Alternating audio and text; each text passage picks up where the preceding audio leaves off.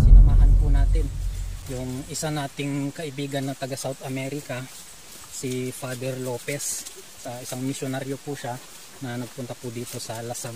So nanggaling po silang Calayan at sasamahan rin po natin siya sa kanyang pagbisita dito sa Lasam. Papunta po tayo ngayon sa isang falls at isang kuweba. Plantación de Banano. Ay,